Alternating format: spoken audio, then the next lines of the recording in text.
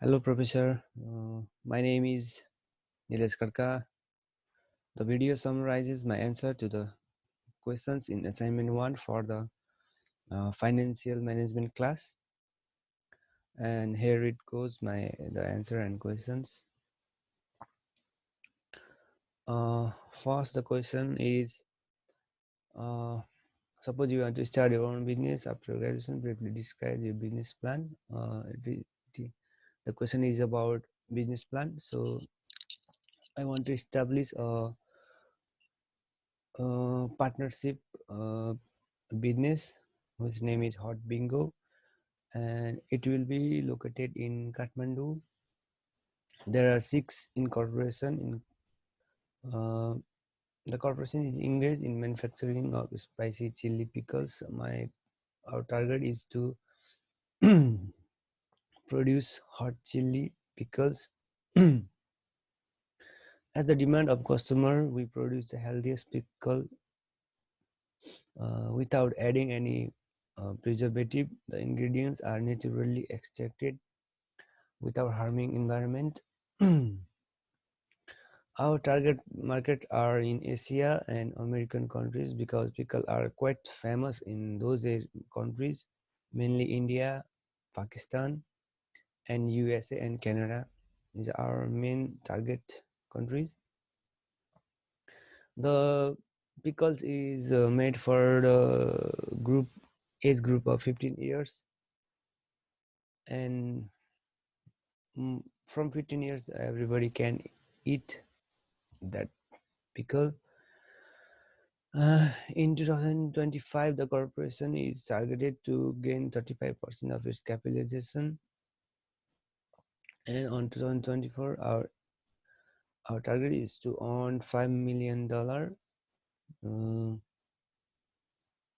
It will be manufacturing in its home country, Nepal, due to easily available of resources and the lower labor cost in our country.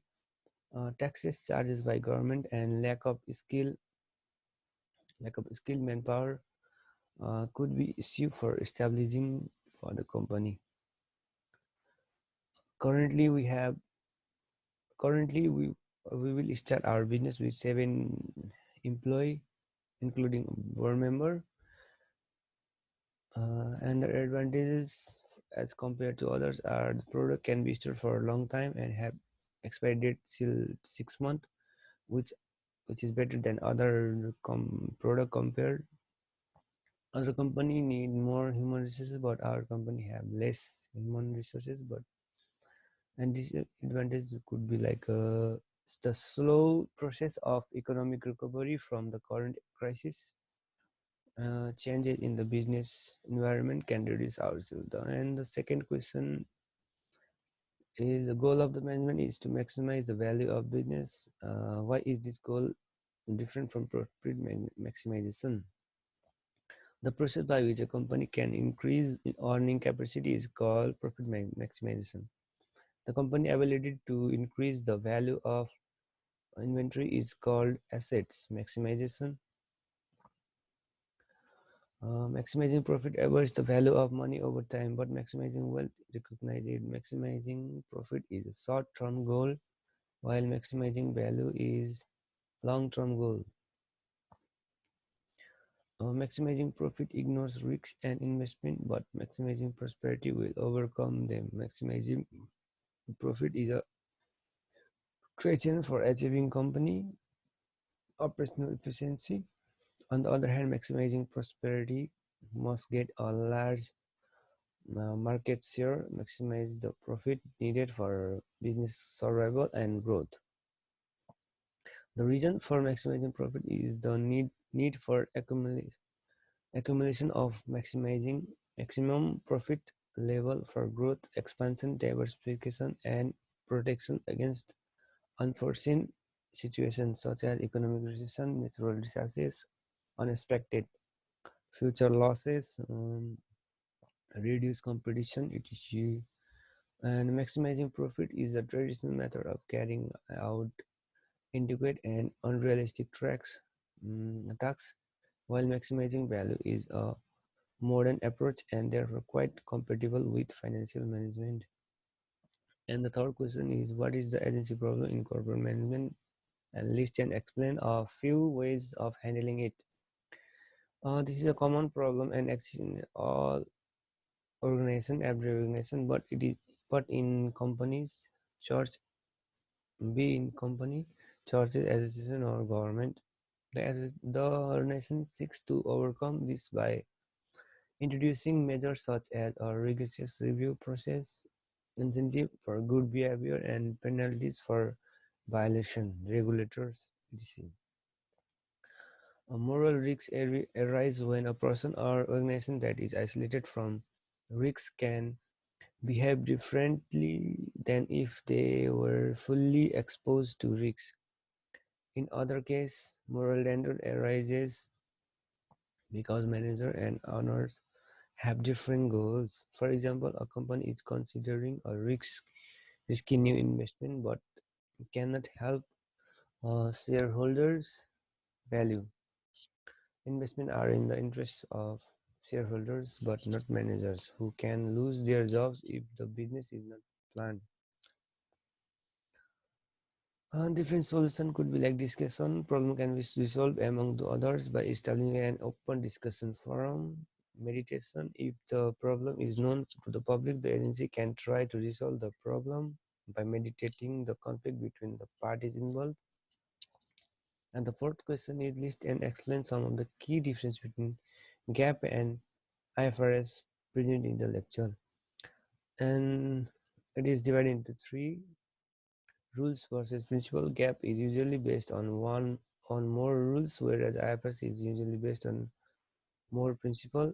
GAAP may require companies to follow industry-specific rule and guideline, while IFRS contains principles that require assessment and interpretation to determine how to apply them in certain situations. Inventory method. GAAP and IFRS also allow FIFO FIFO weighted average cost and specific identification method for inventory valuation.